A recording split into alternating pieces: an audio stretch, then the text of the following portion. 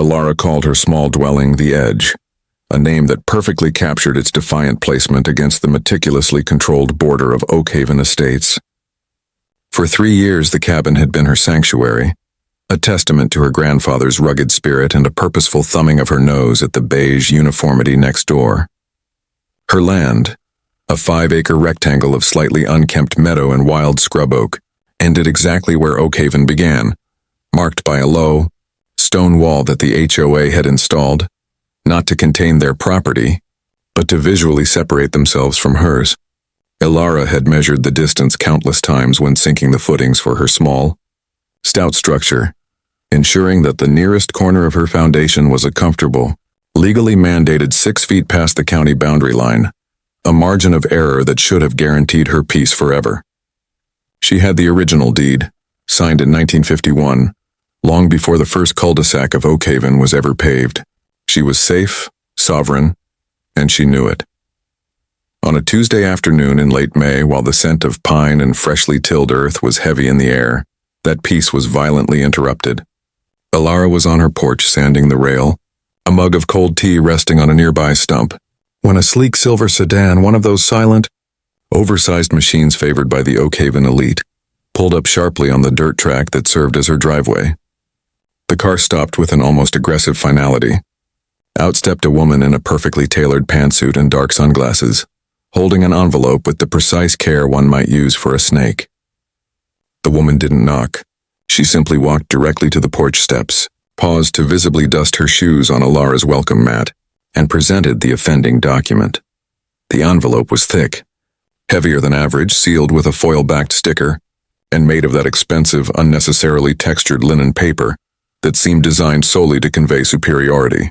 The return address was embossed in a pretentious gold-leaf script: Oakhaven Estates Homeowners Association, Board of Governors.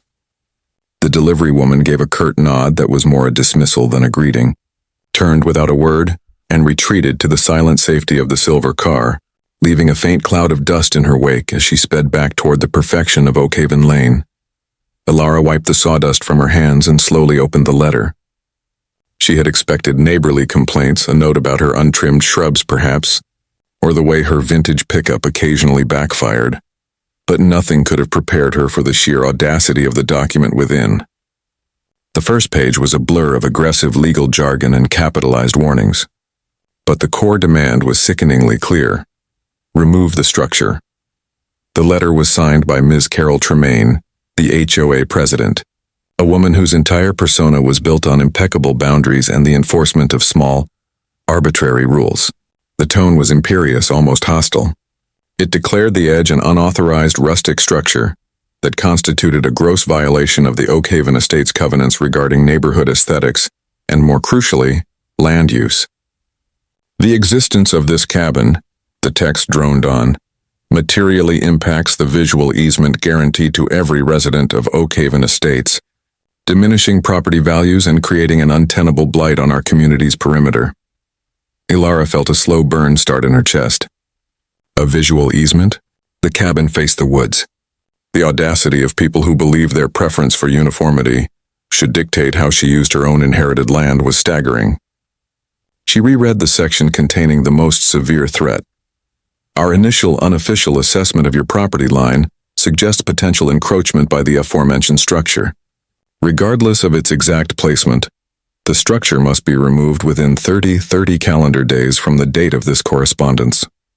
Failure to comply will result in immediate legal action, including but not limited to civil litigation seeking injunctive relief and reimbursement of all associated legal costs. It was the phrase, potential encroachment, that struck the deepest, coldest note. Ilara had laughed initially, a sharp, incredulous sound at the sheer arrogance of Ms. Tremaine and her board. They were ordering her, a private landowner outside their jurisdiction, to demolish her home. But the laughter died quickly, replaced by a cold, prickling anxiety. She knew her boundaries were good, but this level of threat backed by the implied financial muscle of a wealthy HOA was terrifying. They weren't just guessing. They were gambling on her retreat. They were banking on her fear of lawyers and court fees. Ilara pushed the tea mug aside, the half-finished sanding project forgotten. If they were going to play this game, She couldn't simply wave her old deed in their faces. She needed ironclad proof, a definitive declaration from a third party that would shut down any legal challenge before it even started. The thought of paying thousands of dollars to prove she was right, just to satisfy the aesthetic sensibilities of her overreaching neighbors, tasted like ash. But the thought of losing her sanctuary, the quiet, self-built home that was the last physical link to her grandfather, was unbearable. She had 30 days. 30 days to respond, 30 days to hire the most thorough, unassailable expert she could find, and 30 days to prepare for the inevitable, vindictive confrontation that was surely coming. The time for quiet, easy living was over. Ilara folded the thick, pretentious letter, her mind already racing toward the county courthouse, knowing that her 30-year-old boundary was about to become a battle line. With the HOA's aggressive ultimatum ticking down like a bomb, Ilara wasted no time. She needed verification that was beyond reproach, something that transcended the lazy, modern surveys that often rounded corners. She drove straight into town, bypassing the glossy offices of corporate land services, and went looking for old man Silas. Silas was a local legend, a retired surveyor who had mapped most of the county by hand before GPS made his art obsolete.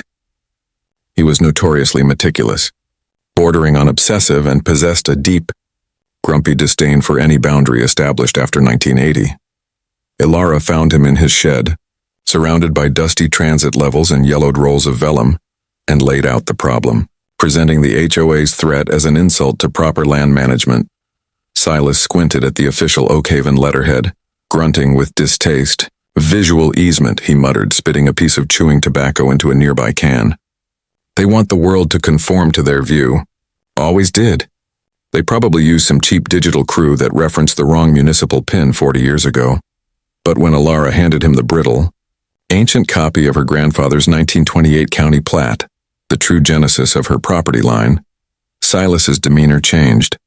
The old map was a work of art, with hand-drawn magnetic declination corrections and copper plate script detailing the meets and bounds. "Now this," Silas said, tracing a line with a thick, calloused finger, "is a survey." He agreed to take the job, not for the money, but for the inherent satisfaction of correcting what he instinctively knew to be a great injustice committed by the overly confident Oakhaven estates. For the next week, the only intrusion on Ilara's quiet sanctuary was the rhythmic clinking of Silas's heavy steel chain and the glint of his brass transit under the sun. He worked slowly, ignoring the HOA workers who occasionally paused their landscaping to stare. He wasn't checking the plastic Oakhaven markers. He was starting from the county benchmark mile away, meticulously walking the original lines, correcting for decades of geological shifts and human error. He used trigonometry and physics, not satellites, and Ilara watched, hopeful but nervous, as her 30-day deadline shrank. On the morning of the 10th day, Silas appeared at her cabin, but he didn't call out his usual terse greeting. He was pale, his usually cynical eyes wide and unsettlingly vacant. He didn't carry his tripod. He simply held a large, freshly printed map, rolled and sealed with his official stamp. He came inside, laid the map across her large kitchen island, and unrolled it with surprising gentleness. He didn't speak for a full minute, just rubbed the back of his neck, seemingly trying to process the data he himself had just confirmed. "Miss Ilara," he finally rasped, his voice rougher than usual. "They didn't just guess wrong. And your cabin? Your cabin is fine. It's 6 feet clear of the line, just like you said." He paused, pointing to the original deep red line he had drawn to represent her deeded property. It was the line that had been laid down almost a century ago. The line of truth. But Oakhaven Estates, they built an entire community based on a mistake, a massive foundational error in the subdivision plat they used back in the 80s. Silas pointed to the southern border of what the HOA thought was their property, the line marked by their pretentious stone wall. Then he pointed to the actual legal line. The distance between the assumed boundary and the true boundary was a devastating 50 feet. This wasn't a minor error. It was a wholesale geographical blunder. Ilara leaned closer, her heart hammering a frantic rhythm against her ribs. Her true property line didn't merely kiss the edges of Oakhaven. It cut deep into the subdivision. Her eyes followed the red line as Silas traced it. It sliced right past her cabin, past the stone wall, and ran directly through the landscaped lawns and into the heart of the community. Silas's finger landed, hovering over a large, clearly labeled thoroughfare on the new map. "This is it right here," he whispered, sounding less like a surveyor and more like a man who had unearthed an archaeological disaster. The original survey marker for the corner of your grandfather's lot was placed 50 feet further north than Oakhaven believed. "Look." He tapped the center of the road. "Their main access point, the road they call Oakhaven Lane, is built entirely on your deeded land." Ilara's breath hitched. She looked at the map again, then up at the shell-shocked Silas. The main artery, the paved, perfectly maintained road that the HOA used to project their wealthy status, was running squarely through the middle of her property. Her land didn't just touch Oakhaven, it was underneath Oakhaven's critical infrastructure. Silas pointed out more devastating details. Here, the Miller's Pool, the one that won the regional prize last year, the deep end is 7 feet over the line. And over here, he moved his finger to a larger footprint. The southeast corner of their community clubhouse is encroaching by 10 feet. The HOA hadn't just made a mistake about her cabin. They had inadvertently built a significant portion of their community, their very existence as a manicured estate, on her ancestral ground. Ilara's immediate panicked anxiety about the lawsuit vanished, replaced by an overwhelming giddy sense of shock and immense terrifying power. The HOA had ordered her to move her cabin, but the truth was, their entire street crossed into hers. Ilara walked into the Oakhaven Estates Community Clubhouse on the evening of day 28, 2 days before the HOA's deadline for demolition, feeling a stillness she hadn't known since receiving the original threat. The board meeting room was everything her cabin was not. Sterile, carpeted, and oppressively silent save for the hum of central air. The walls were painted a neutral, non-offensive beige, and a long mahogany table dominated the center. Ms. Carol Tremaine sat at the head, flanked by 4 other board members, a grim jury of self-appointed arbiters. Around the room sat perhaps 20 other residents, all of whom had paid handsomely for the privilege of conformity, and they observed Ilara with a mixture of detached curiosity and outright disdain. Ms. Tremaine tapped a pen precisely 3 times on the table before commencing, her voice a low, polished drone. She didn't look at Ilara, choosing instead to address the legal binder in front of her. "We are addressing item 4 on our agenda, the persistent violation at the southern perimeter. Miss," she finally glanced up, a practiced expression of icy disappointment fixed on her face. "Your 30 days are almost elapsed. The board has prepared the necessary injunction documents. If we do not receive proof of structure removal within 48 hours, we proceed. We offered you courtesy, but you have refused to prioritize community value." She finished with a tight, victorious smile, clearly expecting a plea, a capitulation, or at least a visible sign of distress. Ilara didn't flinch. She placed Silas's heavy sealed survey map on the table with a soft but firm thump. The sound cut through the silence. "I am here today to comply with your demand for definitive proof regarding my property line," Ilara said, her voice steady and echoing slightly in the overly quiet room. "However, my response isn't a retraction, it's a correction." She met Ms. Tremaine's condescending gaze directly. "Before you proceed with your injunction, which would be entirely frivolous and costly for your association, I suggest you look at the facts. You ordered me to remove my cabin because it violated your visual easement and, as you claimed, might be encroaching." She reached out and slowly, deliberately unrolled the large stamped map across the table. The scale and clarity of the professional document immediately drew every eye away from Ms. Tremaine's binder. The HOA members leaned forward, murmuring nervously. Ilara pointed to the thick, bold red line that Silas had drawn, representing the official original deed boundary of her grandfather's property. "This red line represents the boundary established in 1928, the boundary that supersedes the 1980 plat your developers used. My cabin, the edge, is 6 feet clear of this line. My cabin is not your problem." The murmuring intensified as the residents and board members began to trace the line with their eyes, but they were tracking it in the wrong direction, into the woods. Ilara waited a beat, letting the tension coil. "Your problem, Ms. Tremaine, is what happens on the other side of this boundary. You assumed ownership of a 50-foot strip of land that was never legally yours." She straightened up, placing her hands flat on the map, pointing directly at the heart of Oakhaven. "Look closer." Silence descended again, thicker and heavier than before. Several board members pushed their chairs back slightly to get a better view. They watched as Ilara's finger landed firmly on the clearly marked street that divided the northern and southern halves of the community. "This is Oakhaven Lane," she announced, the triumph cold and unwavering in her voice. "The line runs directly under it. The entire street, from the entrance gate to the main intersection, is built squarely on land deeded to my grandfather in 1951. The shock was instantaneous. A collective gasp rippled through the room. Ms. Tremaine's face, usually so controlled, went slack with disbelief. Her mouth opening slightly but producing no sound, Ilara continued, delivering the rest of the devastating news with the detached precision of a surgeon. "And the road is only the beginning. If you follow the line, you will see that the back 5 feet of the Miller residence's landscaping and their prize-winning pool are crossing the boundary. And finally," she pointed to the largest building on the map, "the southeast corner of this very building, the community clubhouse where we are currently sitting, is encroaching by 9 feet onto my deeded property." She lifted her hands from the map and looked at the stunned faces around the table, their smug authority utterly shattered by a piece of paper. "My cabin is not encroaching. Your community is. My 30 days for removal? They've been spent discovering that your whole street crosses into mine. I suggest you hold your litigation funds in reserve, Ms. Tremaine, because I believe you'll be needing them." The meeting devolved instantly into chaos, fear and furious quiet whispers of betrayal.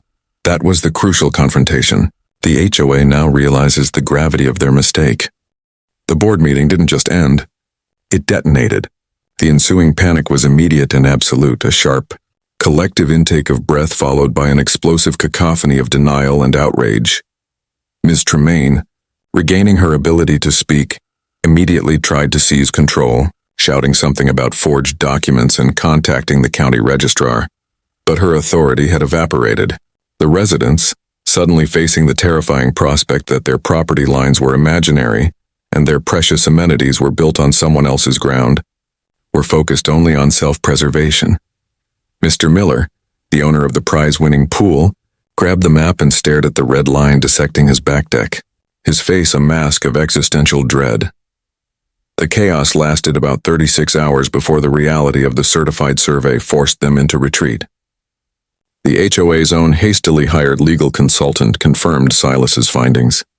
The 1980 subdivision plat had indeed mistakenly relied on a temporary utility marker rather than the original 1928 county benchmark. The mistake was massive, embarrassing, and legally indefensible. The core of Oakhaven Estates, its main thoroughfare and several cornerstone structures, was, by legal definition, Ilara's. On the third day, the silver sedan returned, but this time it brought a different passenger. Mr. Harrison, a man who looked like he charged by the syllable, stepped out. He was the HOA's most expensive corporate lawyer, and he was instructed to settle the matter before it hit the news and tanked every property value in the subdivision.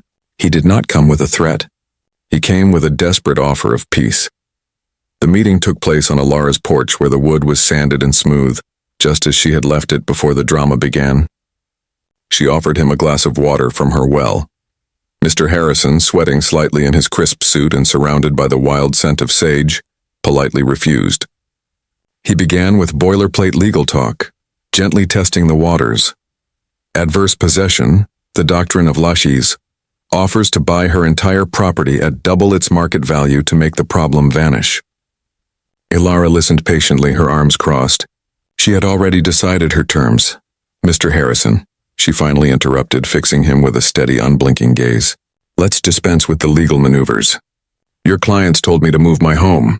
They threatened me with civil action for standing on my own land. They did so with unwarranted arrogance. They need to understand that this is not a negotiation about price. It is a negotiation about justice and recognition. My cabin is not moving. It stays where it is, and I dictate the terms of your community's access to the land they built on." Mr. Harrison blinked, recognizing instantly that he was dealing with a proprietor, not a plaintiff. He shifted tactics, pulling out a heavy briefcase. "Very well, Miss Ilara, let's talk about Oakhaven Lane. We must have access. It's the only way in and out. What is your expectation?" Ilara leaned forward. "My expectation is that you will purchase a permanent, non-revocable utility and road easement from me. I will not sell you the land outright because I do not trust the HOA to leave me alone if they suddenly feel powerful again. The land remains mine, but you buy the right to use it indefinitely for the road and utility lines. The cost for this easement, she stated, listing the value of the misbuilt street, the years of encroachment, and the extreme stress they had caused, will be a one-time payment of $3 million. The lawyer choked on air. $3 million. That's excessive, Miss Alara. We can discuss fair market rates for the fair market rate for avoiding public scandal. Multiple individual lawsuits and the demolition of your community clubhouse is $3 million. Alara corrected him calmly. Take it or leave it. The clock is running and I'm speaking to the press tomorrow. Mr. Harrison knew he was cornered. $3 million was a lot, but it was less than the cost of rerouting the entire street, fighting years of litigation and dealing with the inevitable plunge in property values. He scribbled notes, his pen scratching furiously. Next, Alara addressed the individual encroachers. The road is business. The pool and the clubhouse are personal. The Millers and the board must come to me separately. I will offer them the opportunity to purchase the small strips of my land that their pool deck and clubhouse corner occupy. They will buy their small pieces back at a premium rate.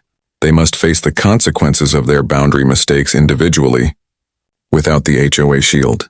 2 days later, the final signing took place at the office of a neutral notary, chosen by Alara. Ms. Tremaine was required to attend. She sat stiffly, her expensive suit radiating pure, undiluted animosity. She watched, eyes burning with humiliation, as Alara initialed the section that permanently withdrew the HOA's edict and recognized her cabin's existence and legality. Ms. Tremaine then had to sign the multi-million-dollar agreement, authorizing the wire transfer for the Oakhaven Lane easement. When she was done, she didn't speak a single word to Alara, simply slamming the pen down and marching out, leaving behind a faint scent of expensive, defeated perfume. Alara walked out of the notary's office with a contract securing her freedom and a confirmed wire transfer that changed her life forever. She had won, not by fighting on the HOA's terms, but by leveraging a decades-old truth they had been too arrogant to acknowledge. She returned to the edge, now secure and funded, the quiet victory settling deep in her bones. The cabin remained an undisputed sanctuary. Oakhaven Lane, the symbol of their uniform wealth, now lay under her permanent, though silent, ownership. Alara had never wanted to be a landlord, but she found a deep, satisfying irony in knowing that every resident of the elite Oakhaven estates drove across her property every single day, paying an invisible, perpetual rent to the woman whose small, rustic home they had tried so hard to erase. She finally had her peace, purchased with the humiliation of an entire community.